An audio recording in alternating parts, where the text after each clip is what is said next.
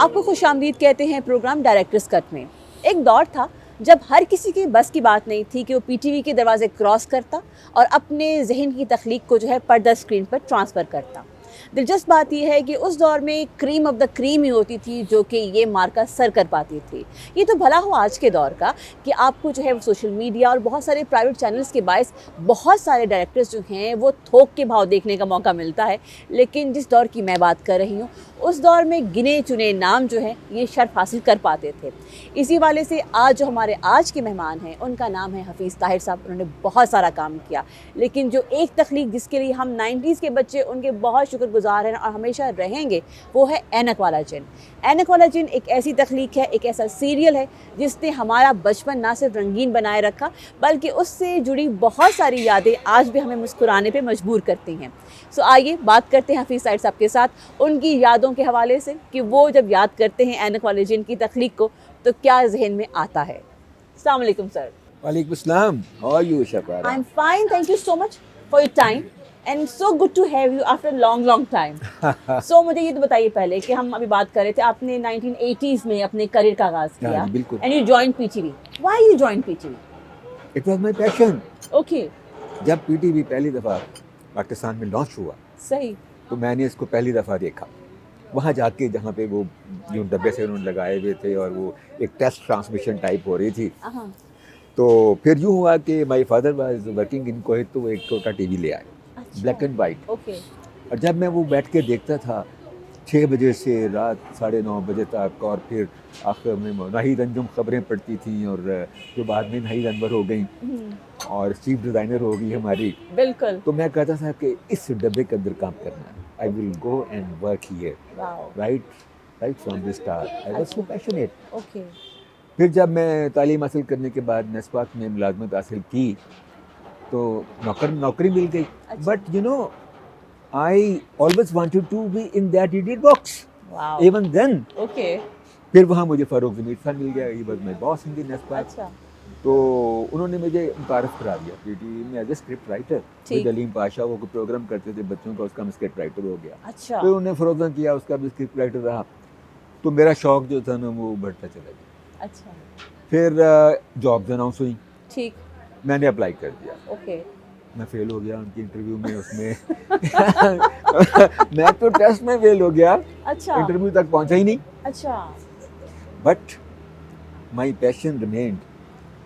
1-2 साल के बाद फिर जॉब्स अनाउंस हुई, मैंने फिर अप्लाई किया। अच्छा। And astonishingly I was called for the interview. Okay. No test. अच्छा। इंटरव्यू में गया, 2 सवाल हुए, मुझे रख लिया गया। और आपका इंटरव्यू करने वाले कौन लोग? फजल कमाल साहब, वो उस लेवल के लोग थे, और उनके साथ भी कुछ बड़े अफसर थे साथ, लेकिन मुझे फजल कमाल अच्छी तरह याद है। अच्छा।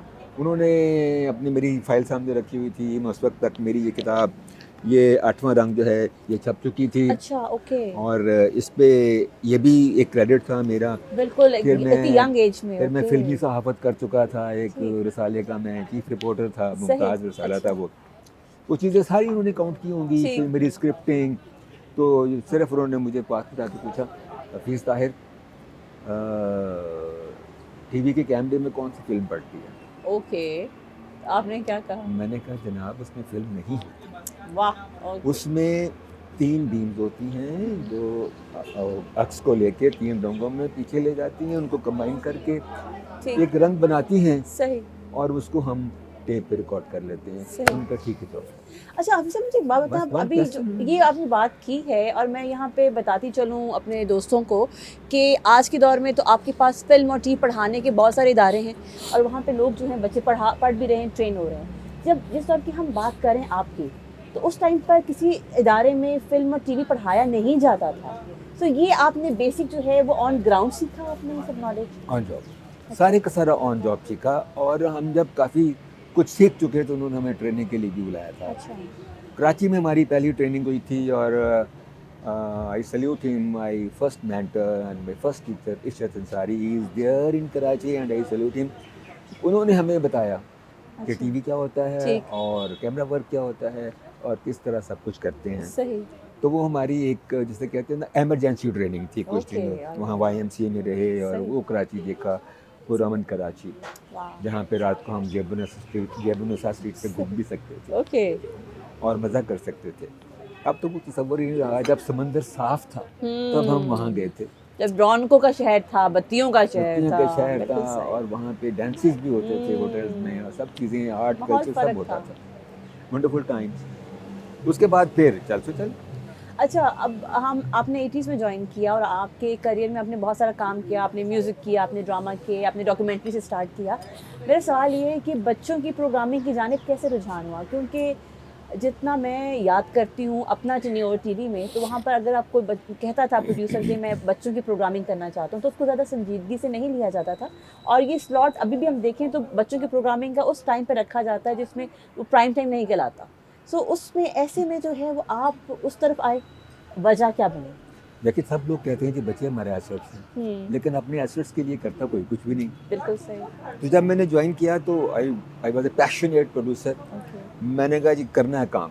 ठीक पहले है। मुझे प्रोडक्शन असिस्टेंट रखा, मैंने असिस्ट किया, फ़रूख बशीर साहब को किया, ख्वाजा नजमुल हसन को किया, सायरा काज़मी को किया, ठीक। यावर हयात जैसे बड़े आदमी को किया। ओके। अच्छा, उसके बाद मैंने अपना काम करना चाहा, मैं आइडियाज़ देता था तो ड्रामे के, मुझे कोई ड्रामा नहीं करने देता था। अच्छा, मैंने एक आइडिया दिया कि पूरे मुल्क से कहानियाँ इकट्ठी की जाएँ, मुख्तलिफ सूबों में से, ठीक है। लोग फोक स्टोरीज और ओके। दूसरी कहानियाँ उनको ट्रांसलेट करके उनकी एक सीरीज़ करें। हाँ। और फिर वो गया।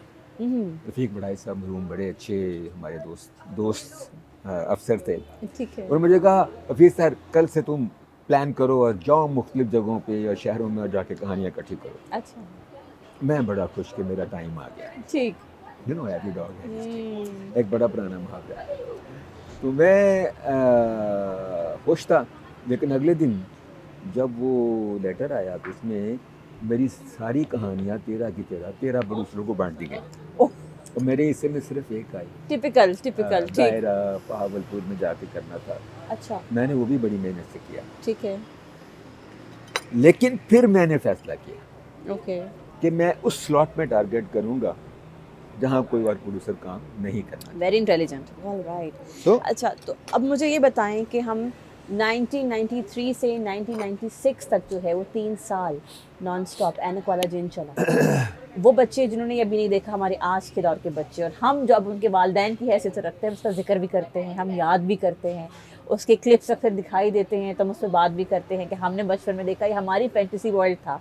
और उसको आप अक्सर आपके इंटरव्यू में मैंने सुना है, आप कहते हैं कि मैं शेव कर रहा था हाँ, और ऐनक लगाकर, हाँ। यानी हिट मी कि ऐनक वाला जिन होना चाहिए। हाँ। कुछ अपनी ज़ुबानी बताइए। अच्छा देखिए, ये एक बड़ी एक कॉन्सेप्ट की बात है कि आइडिया क्या होता है और आइडिया आता कहाँ से है। उसी आइडिया कोई जिसे कहते हैं इल्हाम हो गया या ये बात होगी, और राइट इंट्यूटिव आइडियाज़ भी होते हैं, लेकिन मोस्टली जो आइडियाज़ होते हैं they are an amalgamation of many things, like your dreams, like your study, like your observation, like your stories you have heard in your childhood. वो सारी चीज़ें कहीं ना कहीं आपके एक्युमुलेट हो रही होती है माइंड के अंदर। जिस तरह कैमरा में प्रोसेसर होता है, तो आपका माइंड तो प्रोसेसर है ना, वो उसको प्रोसेस करता रहता है and suddenly you have an idea. आप कहते हो ये तो इंट्यूशन हो गई है। ठीक है, वो इंट्यूटिव क्वालिटी हो तो फिर जाकर चीज़ें प्रोसेस होती हैं प्रॉपर, सही। लेकिन ये कोई ऐसे नहीं कोई इधर से कुछ चीज़ आ जाए। तो ये ऐसे ही मैंने बहुत सारी कहानियाँ बचपन में सुनी, फिर मैंने अल्फ लैला की कहानियाँ पढ़ी, फिर मुशाहिदा किया, फिर बेशुमार फिल्में देखी ज़िंदगी में, फिर अपने ख्वाब शाहबारा, मुझे ये ख्वाब आता था कि मैं हवा में उड़ रहा हूँ। अच्छा, and I fly all over Lahore. Okay. कहीं बिजली की तार आ जाते हैं तो मैं नीचे से गुजर जाता हूँ, या कभी ऊपर से गुजर जाता हूँ, और कभी ख्वाब आता था कि कौसे कुज़ा है अच्छा, और मैं उसका पुल है और मैं उसके ऊपर चल के कहीं दूसरे घर में जा रहा हूँ। ओके। अब मुझे बताइए, जब ये सारी चीज़ें इकट्ठी हुई तो कैसी फैंटेसी बननी थी ना। बिल्कुल बननी थी।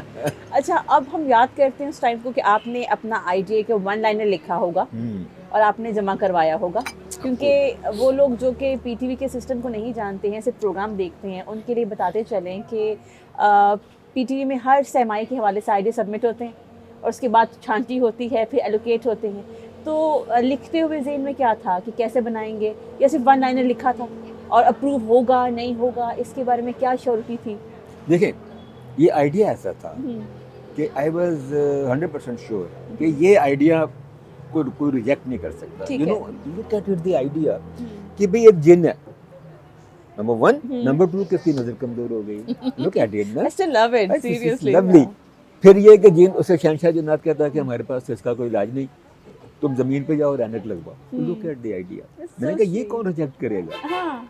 लेकिन फिर भी जो कि एस एम अनवर साहब थे अच्छा, ओके. और उनकी सख्तियाँ और उनकी जो आप सब चीज़ें बड़ी मशहूर थी. सही. थोड़ा सा खौफ तो था लेकिन वो बड़े ज़ीरक इंसान थे, अब भी माशाल्लाह हयात हैं. तो उन्होंने जनाब ये किया कि फाइल करते करते मेरी बारी आई तो कहते हैं Hafeez Tahir this idea is going to click. मैंने कहा दैट्स इट. डन हो गया जी. Excellent, excellent. अच्छा हफीज़ सर, आपने जब लिखा था तो क्या जो कास्टिंग आपने बाद में की, क्या कहते हैं ना, बिल बतौरी का किरदार, एना कॉलेजन का, ज़कूटा का, ये वो आइकॉनिक किरदार बने बाद में कि अभी तक उसको किसी नए किरदार ने जो है वो रिप्लेस नहीं किया टिल डेट, सैडली, लेकिन नहीं किया. सो आपने अदाकार सोचे हुए थे कास्टिंग के लिए कि आपने लोगों के ऑडिशंस लिए, क्या प्रोसेस कुछ याद करें पुराने वक्तों से? देखिए उसमें जो मेरे ज़हन में ख़्याल ये था, क्योंकि मुझे यकीन था कि ये कहीं क्लिक होगा ज़रूर, तो मैं सोचा कि अगर ये एक लंबी सीरियल बन गई तो मैं उसमें ऐसे एक्टर रखूं जो मेरे साथ चले. बिल्कुल ठीक. यू नो कि मैं अगर कोई सीनियर एक्टर रख लूँ, एस्टैब्लिश एक्टर रख लूँ, वो 6 महीने बाद कहे कि मैं तो जा रहा हूँ. ऐसा हुआ भी. सही. जैसे मैंने हमारे यार के कैरेक्टर के लिए निसार भट्ट को बुक कर लिया. वो बड़ा फेमस कॉमेडियन था. यस. वो साल 1.5 साल का कहता है जी मेरा तो काम ही नहीं रहा, मैं तो जा रहा हूँ, मैं तो अपनी शो करने. ओके. हालांकि उस प्रोग्राम हमारे ड्रामे की वजह से उसका रेट बढ़ा था बिल्कुल मार्केट में.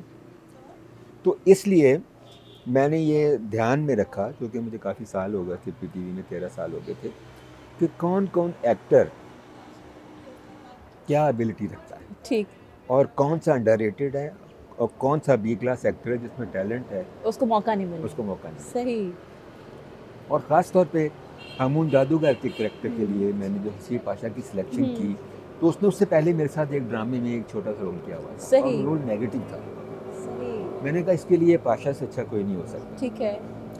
इस तरह जब ज़कूटा का कैरेक्टर सामने आया तो ए हमीद साहब के जहन में प्योर ज़कूटा था.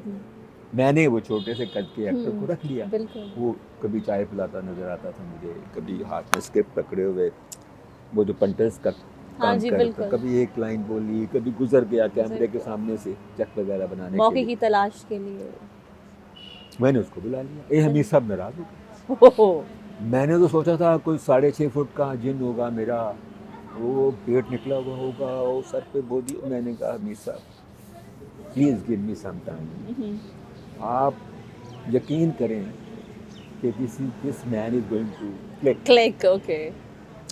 खैर वो उनको बड़े नाराज थे, लेकिन जब पहला एपिसोड चला तो मुझे हमीद साहब का फ़ोन आ गया.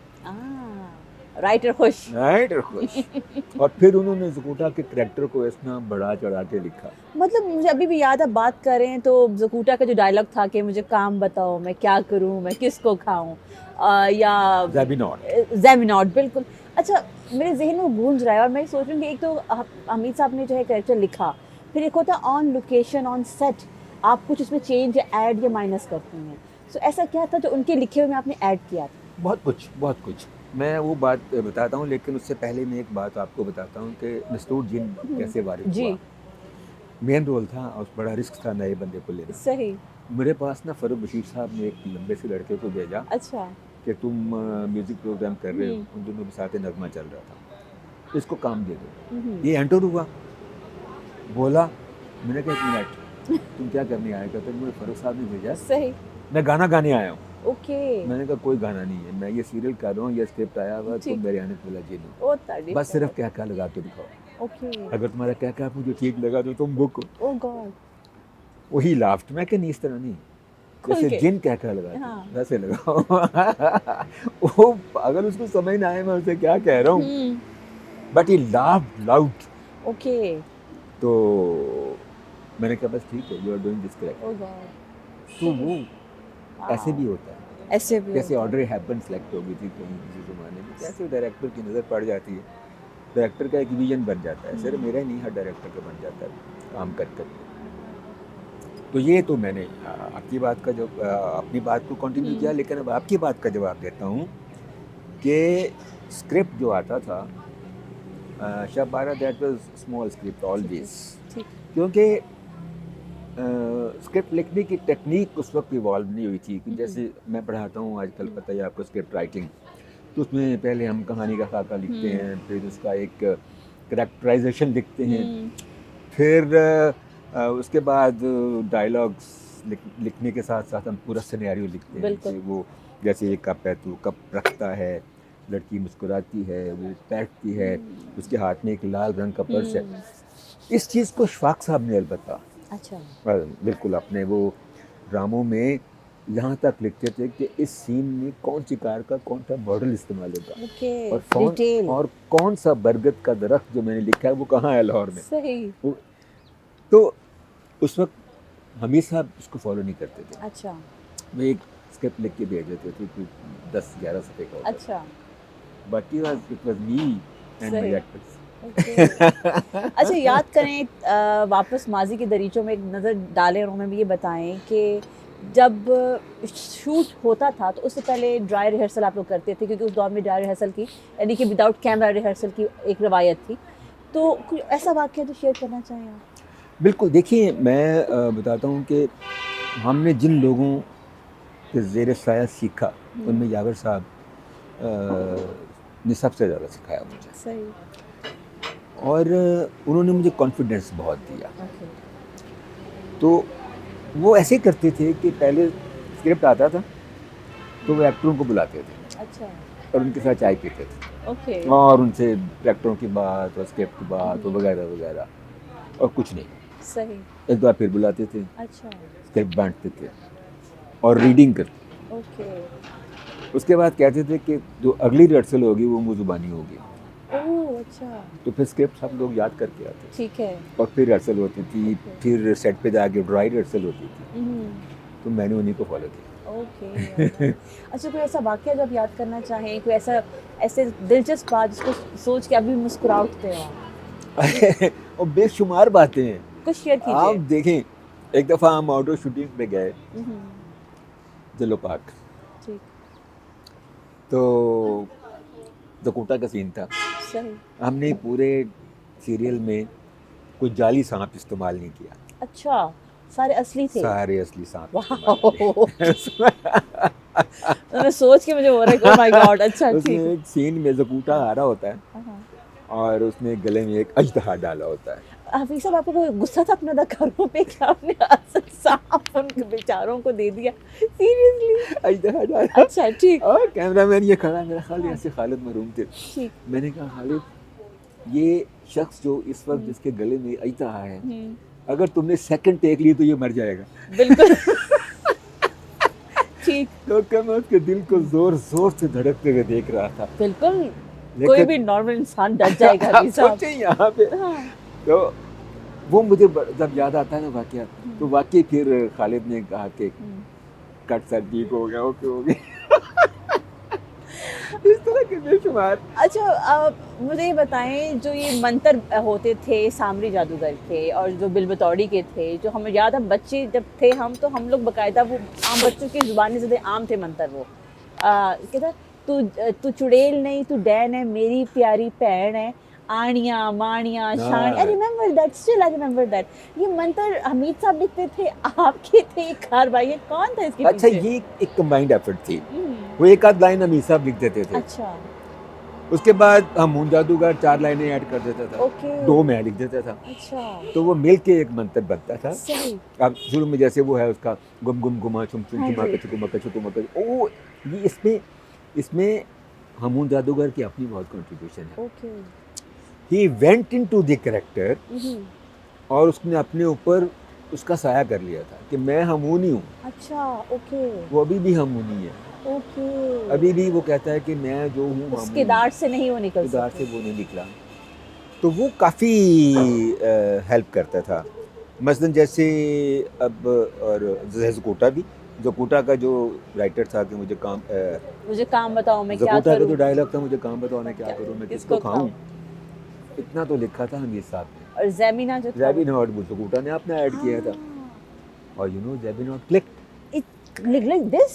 ठीक है। हाँ, और इस तरह जो बिल बतौड़ी थी, बिल बतौड़ी नासा चौड़ी, चौड़ी, ये हाँ। तो हमीद साहब ने अद्दी लिखा था। मिठी अद्दी कौड़ी। अद्दी मिठी अद्दी कौड़ी सांभरी जादूगर ने खुद ऐड Oh किया। my God, अच्छा, okay. आधा उसका था हमीद सही। साहब का और आधा उनका था। That's so brilliant. So It was a teamwork. Because you know basically Shapara you are also director. ये डायरेक्टर की जो वाइब्स होती हैं ना, वो एक्टर के लिए बड़ी इंपॉर्टेंट होती हैं। बिल्कुल, I let them do it definitely, I'm sure. And let them improvise कि ठीक है करो, मुझे दिखाओ, अगर ठीक हुआ तो आई प्रूव इट। Excellent. मसलन एक सीन में वो तैयार करके आया हामून अपने घर से, और उसने एक करेक्टर ही नया ऐड कर लिया, अच्छा। फुफा रपड़ी, उलू उलू हेलो। वो बात कर रहा कहीं फुफा रपड़ी ऊपर, कहीं को काफ में है। तो मैंने कहा ये क्या साथ वो तस्वीर भी ले आया है, Okay, वो सींग लगे उसके अंदर वगैरह। ठीक। मैं गौर से देखते रहा, फिर मैं बहुत हंसा, मैंने कहा डू इट। मतलब मुझे याद है, it was amazing, it was actually amazing. अच्छा, एक अंकल चार्ली का कैरेक्टर होता था, हाँ। हर वक्त अकेले खा रहा है, और वो का चार्ली चैपलिन से जो था वो इंस्पायर्ड था। वो उसके बारे में बताएं, वो आपने ऐड किया बीच में, वो दरमियाने थे, वो भी आए थे, स्टार्ट में नहीं थे लेकिन वो दरमियाने दैट्स वो। Very interesting. जी। हुआ ये कि मैं पहले एपिसोड की कर रहा था शूटिंग, हम्म, उसमें वो रोल था ही नहीं, ठीक है, यू नो, उसमें वो करेक्टर लिखा ही नहीं गया था। सही, my brother came to me, okay, भाईजान वो मेरा दोस्त है, उसने एक्टिंग करनी है, अच्छा, उसको कहीं डाल दें। मैंने कहा लो किधर है। मैंने अच्छा, कहा यार ओके, कम ऑन, स्क्रिप्ट में है नहीं हाँ, और तुम कह रहे हो कि डाल दें। सही, अच्छा दिखाओ कौन सा है। वो मुझे लेके आया मेरे पास, मैंने सर से कॉन्टैक्ट देखा, ओके, बड़ा गौर किया। मैंने कहा यार इसको ऐसे करो, मेकअप में ले जाओ अच्छा, और इसको हिटलर की मूछें लगवा दो, ओके, ठीक, राइट, फिर लेके आओ, फिर मैं फैसला करूँगा। ओके, वो क्या अफजाल साहब मरहूम, अल्लाह उन्हें बिल्कुल। जन्नत नसीब करे, बड़े बड़े उन्होंने गेटअप्स बनाए, लाइक हामून, लाइक दस्तूर, लाइक नानी चुड़ैल। बिल्कुल, तो वो जब आया ना मुझे लगा के, मैं कहा जरा यूँ करो, उसने यूँ किया, मैंने कहा ये चार्ली चैपलिन, क्लिक हो गया। जाओ काला कोट पहनो, काली पैंट पहनो, वार्डरोब में से छड़ी लो, हैट पहनो, आ जाओ। अच्छा, मुझे एक चीज़ बताएं हफीज़ साहब, मतलब किसी भी डायरेक्टर के लिए उसके किरदार जो तख्लीक करता है वो उसके बच्चों की तरह होते हैं। एंड आई नो कि मुश्किल है कि आप ये तय करें कि कौन सा बच्चा फेवरेट है कौन सा नहीं, लेकिन स्टिल अगर आपको आज मौका दिया जाए कि उस ऐनक वाले जेल में से किसी किरदार को लेके दोबारा से कुछ और आगे सीन्स को लेके चलें, तो कौन सा किरदार आपको लगता है कि आज के दौर के बच्चों के साथ जो है वो क्लिक करेगा और वो आज के दौर के तकाज़ों पर पूरा उतरेगा? दो करेक्टर ऐसे हैं जिन्हें आज भी लेकर अगर कोई उनके ऊपर अलग से एक सीरियल बनाई जाए, एक हामून जादूगर का करेक्टर है, ठीक। वो मैंने एक दफ़ा सोचा भी था, और एक चार्ली मामा, because children use to love these characters. बाकी करेक्टरों के साथ इतनी मोहब्बत नहीं थी, इन दोनों करेक्टरों के साथ तो दे फेल इन लव। सही, हालांकि ये नेगेटिव करेक्टर था हामून जादूगर का, लेकिन बस ऐसी मोहब्बत थी, वो अभी तक आलमरा में करता है, भी शो करता है। अभी भी करते हैं। अच्छा, क्या आप सोच रहे हैं, क्या हम उम्मीद करें, क्योंकि अभी जो है वो बहुत सारे पुराने काम जो हैं लोग उसको दोबारा से रीमेक भी कर रहे हैं, कुछ जो हैं ऐसी सीरीज़ हैं जो कि ख़त्म हो गई हैं, उनके नए सीजन के तौर पे जो है वो लेकर आ रहे हैं, उसको आगे बढ़ा रहे हैं कि बड़े बुजुर्ग ये थे तो अब उनके बच्चे आ गए हैं, ऐसा करते हैं, फिक्शन में फैसिलिटी होती है। आपने सोचा नहीं कि आज का तो मतलब सोशल मीडिया का दौर है, तो you don't even need a channel TV का कि आप अगर ये कुछ बनाते हैं तो उसको अपलोड करने के दिखाने के लिए आपको कोई रुकावट का या कुछ इजाज़त की ज़रूरत हो, सो कुछ ऐसा सोचा नहीं आपने? नहीं, असल में मैं ये समझता हूँ कि जो एक क्लासिक बन जाए उसको दोबारा नहीं बनाना चाहिए। सही, उसका एक्सपेरिमेंट मैं कर चुका हूँ।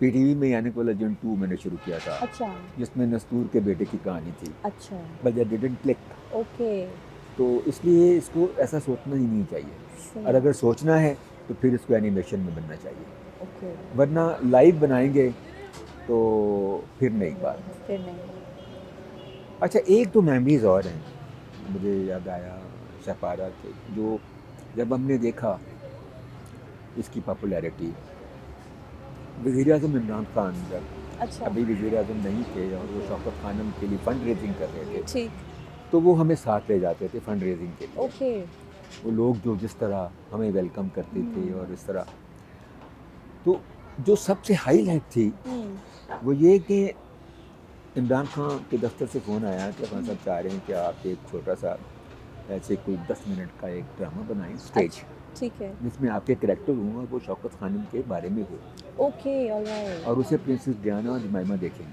अच्छा, yes, okay, we did it wow, and we performed. के सामने कौन बैठा हुआ है? इमरान खान, जमाइमा खान और प्रिंसेस डियाना। सही, और खान साहब जो हैं वो डायलॉग्स का तर्जुमा कर कर के ओके, दोनों को बता रहे हैं और वो एंजॉय कर रही हैं। सही, wow, that's my amazing, God, that's मैं अमेजिंग, बस समझ नहीं आती कि वो कब, क्या था वो, ख्वाब था क्या था?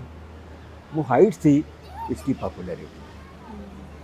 फिर और बड़े वाक़यात हैं, जैसे हम शूट कर रहे थे जलोन पार्क के पास, तो ट्रेन रुक गई। ओके, वो ड्राइवर ने देखा कि यानी बोला जिनके करैक्टर हैं, अच्छा, गाड़ी रोक के वो नीचे उतर आया। आप देखें, और लोग भी नीचे उतर आए, सही, और उन्होंने हमारे गिर घेरा डाल लिया। हमने कहा यार हमें काम करने दो। हम्म, सब ने हाथ मिलाए, बिल बतौरी से हाथ मिलाए और जकूटा से, फिर वो गाड़ी गई। वाओ, बस ये इस्तेमाल आ गया। वक्त की बात है, that's amazing, thank you so much Atiq साहब फॉर गिविंग अस ऐनक वाला जिन। हम 90s के जो बच्चे हैं उनकी बचपन को खुशगवार और खूबसूरत बनाने के लिए, और आपकी जो तख्लीक है, जो कि आपने कहा कि उसका एक अपना प्रोसेस था, उसकी वजह से जो है वो हमारा बचपन बड़ा यादगार है। और we love it, we wish कि आप मज़ीद बच्चों के लिए कोई काम करें, वी विश कि आपकी मज़ीद तख्लीक हम देख सकें। लेकिन जो आपने अब तक काम किया उसके लिए बहुत बहुत शुक्रिया। Thank you for coming here today as well. Thank you so much. Thank you very much.